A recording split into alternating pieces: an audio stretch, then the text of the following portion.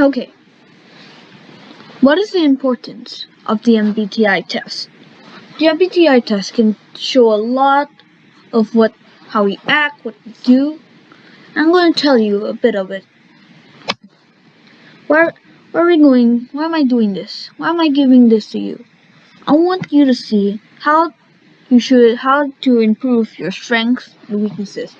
To show that how to use your strengths and weaknesses, how to improve your weaknesses, use your strengths to overcome and be special. The second point, so we can interact with other people and so we can have a better teamwork and relationship. Because many people in this world, they don't understand each other that well. So we need to understand if we're gonna have a better society. And third one is to find out more about yourself.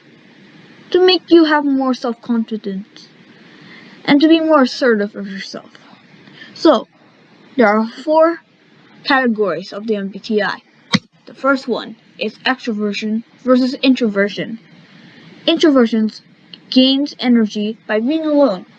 And they need, let's say there's a party. Introverts would probably be staying closer to the walls than being when socializing and being with other people. It's just how they become more functional. They need quiet time, they enjoy their alone time, they don't like speaking on the phone that much. They are more expressive in what writing. However, the counterpart, extroverts, they're more outgoing and loud, and they need to be with people to be more functional.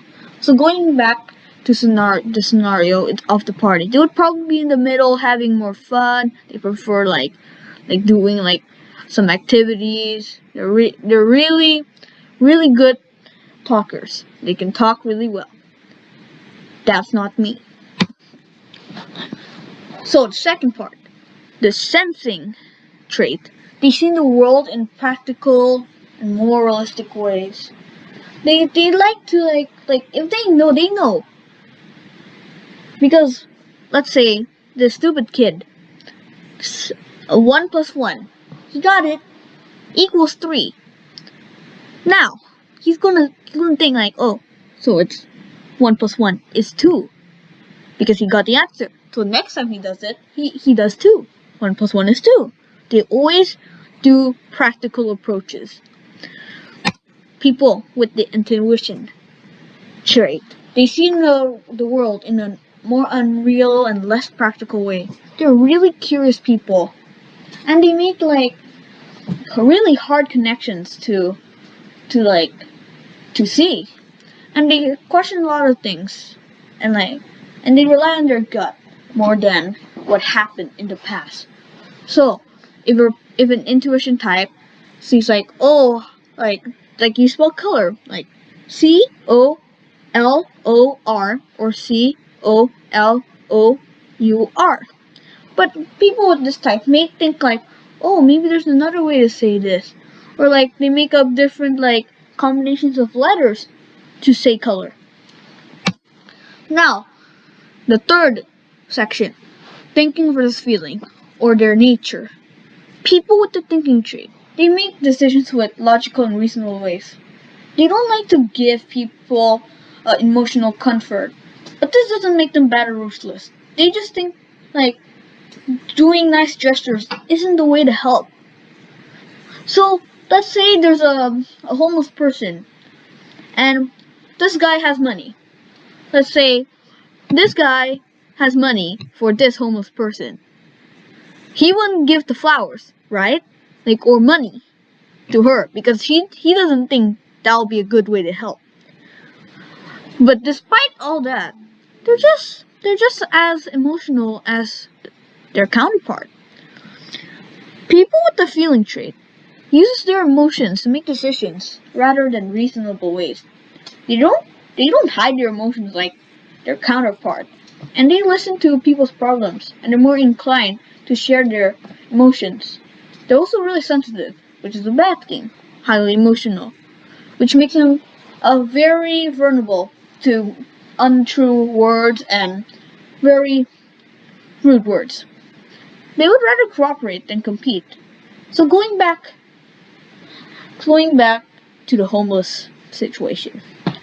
A feeling person would always want to care for him, for her, him, because he feels bad and because it's just how they work. They make decisions with emotions. If they feel sad, they'll try to help. If they can help them, they will. So, the fourth and final situation, but not the least, judging versus perceiving. People who are has the judging trait most likely plan and improvise. They don't like to keep their options open and predict what's gonna happen. Like in an event, they're like, oh, what goes best with bread? Oh, like before a party, because they think like, oh, people are gonna think like this. They always think heavily of their future, have a really strong ethic. They plan a lot. They always put their duties and responsibility first. And then they're more stricter because they have to plan and everything. People with the perceiving type are more relaxed and flexible when dealing with unexpected problems. They're always looking for unexpected and expected challenges and ready to go after those challenges when they notice them. If they're not assigned to do what does not interest them, they'll try spicing it up or not even do it. Find something else. So going back to that party, before the party, people with the perceiving type would probably just like, oh, I'm just gonna wear this. Like, I'm just gonna wear this. And they're gonna just go to the party, see how it goes. They'll improvise. So, this is the test right here. Thank you to, and this is my source also, most of my source. Well, and books. 16 personality type. 16personalities.com. And also, when you take the test, be honest and leave your result in the comments below. You don't have, just leave me your results.